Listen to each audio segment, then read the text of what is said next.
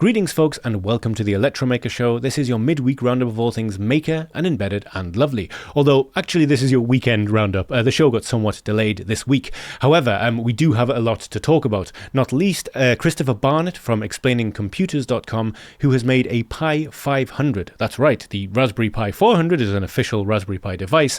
The Raspberry Pi 500 is Christopher Barnett's own creation that looks not dissimilar to an Atari 500 and packs a very powerful Raspberry Pi 5 in there with a few added things to make it lovely. We'll also be announcing the winner of our Arduino Nano BLE 33 cents contest, talking about some very smart robots and how to hack the CAN bus of your car using Blues' kit. And yeah, with all of that to get through and a few other things, let's just get straight on with the show, shall we?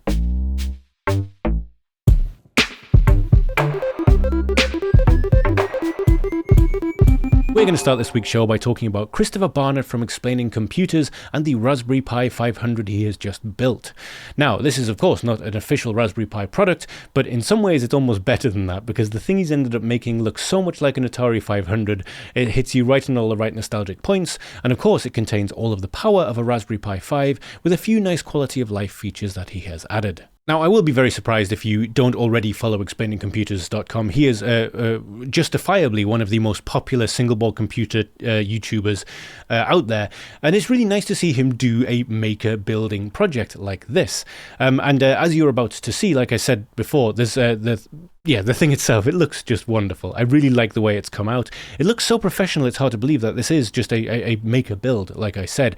And he goes through every aspect of what it is in his video, and of course, as always, I'd rather you go and hear it from him rather than me. But just very briefly, here are a few of the things about it that I really like. So the main thing that he's added here is an SSD, an NVMe SSD, which is using USB. I'm sure at some point we'll be able to use them with the extra PCI Express port that's on the side of the Raspberry Pi you're seeing just here. But for now, that's not something that's accessible to us. As far as I know, Jeff Geeling's the only normal mortal that has a breakout board for it. But the other thing that I think is really nice is that he's extended all of the ports from the Raspberry Pi 5 to the side of the case and made the HDMI port a full-size HDMI port, which pleases me because I have maybe 10 HDMI cables. I have one micro HDMI cable, and it is always getting swapped between different boards when I have to test them and use them and things like that. Another thing I really like is just the fact that the case looks so good, but yet it was put together really in a handy way. This is the top shell of the keyboard that he ended up using. And I can't remember which keyboard it was, but it was a fairly generic flat keyboard that looks not dissimilar to the keyboards that you would get with old Mac computers. I certainly had a flat keyboard like that with the iMac. I had a good, 15 years ago at this point, probably longer, maybe 20 years ago. He took the cover off the keyboard and has stuck it inside a case that he's built himself. And that case is made out of acrylic, but like I said before, it really does look like a professional case. A lot of time and care has gone into this build, and that's why it ended up looking so very good. And here is the finished thing, although of course we did see the finished thing at the start of the video as well. But once again, it really does look incredibly professional. It's been very well thought out and very well designed. This isn't just throwing a random case around a bunch of things inside it. Everything has its place, and this is a completely functional thing. In fact, I'd go as far as to say this is more than functional, because since the Raspberry Pi 5 is so very powerful, this is in and of itself a very powerful looking retro computer. At least it has retro looks to it, but it's a Pi 5, you can edit video on this. This could be your daily driver computer and still look this good. It's just a wonderful idea for a build. Anyway, as I said, it seemed unlikely that anyone that watches this show wouldn't already be aware of Christopher, but in case you weren't, this is another one of those channels where if you're just discovering Explaining Computers today, you're going to be going down one hell of a rabbit hole, because every single board computer that's been released, more or less, he has reviewed, and he does some fantastic tutorializing videos as well, talking about a huge amount of different things. For example, like Quantum Computing 2023 updates, he has a wonderful gift talking about incredibly difficult to understand concepts in a way that anyone will understand, like people like me, non-engineers and hobbyists. I've been a big fan of Christopher's for years, and he was the first, the first time I hear about many things has been from him. But yes, this particular build is wonderful, and I really look forward to seeing what people think of it. Now, this short video from Dexterity Robotics is very interesting, and what it said at the start there is not an overstatement. Truck loading is hard. This is about automation. This is about getting robots that can load trucks, because that's the dream for automation, isn't it? You get robots to do pretty much every part of this. Robots in the logistics warehouses loading the trucks, and eventually trucks that will drive themselves. And we're not there yet, but this part of it is a problem that's been a problem for a long time, which Dexterity Robotics seem to have solved. Because this is not simple. Getting a truck loaded requires a lot of different kinds of thinking. And of course, it's something that humans do very naturally. Don't necessarily do it well, but even humans loading a truck badly kind of think about the size of different boxes and how they can all fit together and how you can put them in. Robots don't think like we do. I mean, that sounds like a very obvious thing to say. But you need to get an image of what's in there. You need to look at different boxes and different sizes, work out what goes where, and stack them in such a way that they won't simply fall down as soon as the truck starts moving. And that becomes an incredibly complex problem very quickly. And I'm not going to for 1 second say that I understand how they have solved it. But yes, this is a very interesting video. And the reason I'm pointing to the video first is because I wanted you to see what I'm talking about before I then point to the article that I read about it first in. Now, Dexterity has a bunch of promotional material on their YouTube channel, and you can find that. I left a link to just this video in the description here. But there's a fantastic article here on New Tech Tuesdays, which is a Mauser newsletter, which basically just talks about what the problem is and how they are solving it. And again, the thing I like about this is they talk about it in a way that I can find quite easy to follow. While this is something that I guess does target engineers as its target audience, it's something that I find quite easy to follow and read at the same time. Talking about, Dexterity. And I think Dexterity are working with, I don't want to get this wrong, I don't want to upset anyone, they're working with a major trucking company. I don't remember which one it was, however. It could be you. No, here we are. It's Dexterity and FedEx. You don't want to get that wrong. They have they're working together to get a way of having a repeatable environment for working with robotics and loading things onto trucks. And I mean, the weirdly enough, the interesting side of this is that you can explain it from a high level in a very simple way. You can explain it. You say, okay, you need a camera that points at the boxes, and the camera needs to look at how big the boxes are. And then you need a camera that points at where the boxes already are. And you say, okay, this is a hole for the box. And then you need the robot arm to move it into place. Every single one of those steps is an incredibly difficult problem. And it's just really interesting to read about how they are approaching that, and to know that we are pretty close. I mean, these are things that are already being offered as potential things that could be sold to people who are part of logistics systems. Which means that, this isn't just a proof of concept. This is something that you might start seeing if you work in a logistics environment, for example. Which of course brings us back to the original question when it comes to automation, which is, when hopefully this can allow automation systems to scale in a way that makes life better for all of us. Whether that actually happens has very little to do with companies that are in logistics and companies making robots, and a lot to do with, society as a whole. But that's a little bit out of the scope of this show to talk about. But yes, for an article that's digestible and short, that tells you a little bit about the tech inside these robot arms, this is a fantastic article, and I'll leave a link to it in the description of this video. Just a very quick note that if you are not already subscribed to the Electromaker YouTube channel, it would mean a lot to us if you could. As you see, our Electromaker YouTube channel has just had a rather nice makeover, and it does look quite nice now, doesn't it? Once you have subscribed to the channel, if you drop this menu down, or click this drop down menu, you can select all notifications, and what this will do is give you notifications just here inside YouTube. So up here you will see the notifications I have on this channel are just things from the Electromaker show and things like our Product of the Week series. The final thing that you can do is, whichever one of these videos you happen to be watching, if you could click the like button underneath it, that would help us too. All of these things are not just to make us feel better about ourselves, although of course they do, but they do let YouTube know that you do like it, and it makes it far more likely that they will share it with other people. As you can see, we are rapidly approaching 20,000 subscribers, which is incredibly exciting, given that it feels like just a few weeks ago I was celebrating the 10,000 subscriber mark. And so yes, the fact that more and more people are starting to find the show and enjoy it means a lot. So those three things you can do are free. Thank you very, very much. Now, on last week's show, we started a competition to win an Arduino Nano 33 BLE Sense Rev 2, and that's what I actually have here. I can't hold it up so high because it's on quite a short USB thing, but yes, I've been messing around with this for a while, and I've talked several times about how it's one of my favorites of the new Arduino Nano line. I really love the Nordic NRF 52840 chip that it's based on. I love a lot about it, and I'm not the only one. Robin really enjoyed talking about it in the product of the week as well. And the Rev 2 does bring a number of improvements over the Rev 1. The sensors on it are better for one, but if you'd like to know more about that, of course, you can head to this article, which will also be linked in the description of this week's show. But yes, we started a competition. And just before we draw the competition, some of you may have noticed, the eagle-eyed of you may have noticed that last week's show was launched and then it disappeared and then it was launched again. We had to do a ninja edit and change a few things in the show. Everyone who entered the competition on the original video, I put all of your entries into the spreadsheet before that video was replaced. So there was no need to kind of re-enter. I did leave a note on the video to say that, but just in case any of you are watching and wondered, oh, where did my comment go?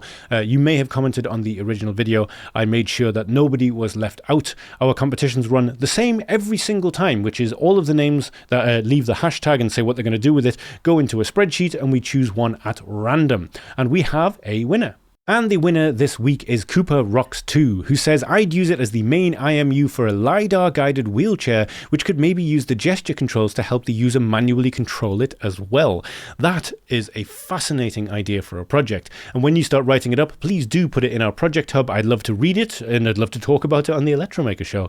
I'd be really interested to know what LiDAR unit you're going to be using with the Arduino as well. I was talking to someone recently who was working with a LiDAR unit, and it was, it's something that I've never fiddled with outside of actually just having one on a robot vacuum I reviewed once a long time ago. But yes, congratulations, Cooper. We'll be in touch with you as to how we can get this out to you.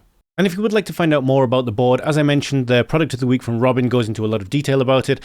From my end, I'm not going to go into all of the details of the huge amount of things that are on board with it. For me, having a Bluetooth Low Energy board that has a bunch of sensors on, especially given that you can set up the Bosch IMU to go into like a super, super low power mode. So you already have a low power Bluetooth Low Energy chip, and you can have it set up so it only wakes up on movement, and the IMU's in super low power mode as well, which is super useful. Haven't found a use for it yet because I've just been tinkering around with it, but I can't help but feel like having something that can run on battery power for a very long time that only wakes up and talks to other things when it's moved could have some useful things.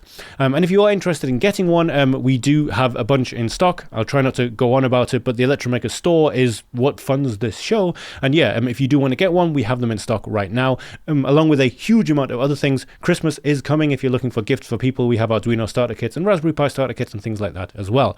Okay, shameless plug over with. Let's get on with the show. We are now heading over to Crowd Supply for funding website things, the part of the show where we look at things on funding websites, and we frequently are at Crowd Supply, and there's a good reason for that, because Crowd Supply is basically Kickstarter for just the cool kind of products that we are into. And we're going to be looking at Wiser in just a moment. I would like to show you this bit at the start of the screen, at the top of the screen, however. For the first time ever, and maybe the last time ever, they're having a Black Friday sale, which is not something that they've ever done before. And by the time you're seeing this video, it should still be on. I don't quote me on that because it's not going to be Friday anymore, but it's still on now, and I'm recording this on Saturday. Who knows? Anyway, Wiser. This is a wireless serial port, and it's not the first wireless serial port that's out there, but here's why I think this might be worth your time. We don't have a price for this yet. It's a pre-launch project, but it is a completely open source, open hardware pre-launch project based on a very well-known ESP32 system on chip. So it's going to be very, very hackable, and it's probably going to cost an order of magnitude less than some of the things that are already out there. I did a cursory search for wireless serial ports when I was researching this for the show, and I found that some of them cost like 130 to 200 euros for proprietary wireless serial ports for working with certain hardware. I'm not going to name and shame anybody, but it was a bit of a shock when I found that. Whereas I can't help but think, again, we're going to come back to this, and if I'm wrong, I'll hold my hand up and say, well, I got that one wrong. But I can't help but think that they'll be selling this one for a lot cheaper than that. So they have a bunch of potential use cases here, but really you can sort of let your imagination just run away with you, because this is just a serial port, but wireless. I know that sounds obvious, but that's what it is. You could do anything that allows you to attach to different devices, like programming them or just talking to things over different interfaces. One of the things it mentions here is wireless access to GPS and radio modules. If you had just a GPS module standing alone and you just wanted to talk to it straight over serial, you could have this as your host board, which cuts out a lot of the in-between programming, because if you're just sending serial from a host machine over a Wi-Fi network to something that's over there somewhere, then yeah, you don't necessarily need to come up with your own solution for that. It's based on the ESP32S2, as it says, and it mentions here as well that it has peer-to-peer wireless comms over, compatible with Windows, Linux, Macs, and Android, but again, it's an ESP32 that you can put into a bootloader mode by pressing a boot button. So this is a very familiar thing. This is essentially a very purpose-built development board, which is going to allow you to do a lot with just all the benefits of having this at the other end that you can just plug into your host computer. It's a little bit like having a completely wireless development board in a way. Anyway, I'm going to leave it at that for now, just simply because this is a pre-launch project. There's no price for it yet. I am assuming it's going to be a lot cheaper than some of the other commercial products that are out there already. I'll be coming back later to find out if I'm wrong.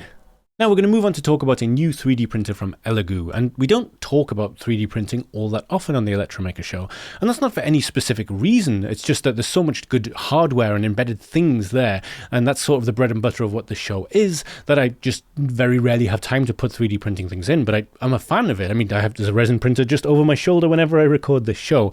However, this week I felt like I couldn't really ignore, well, this.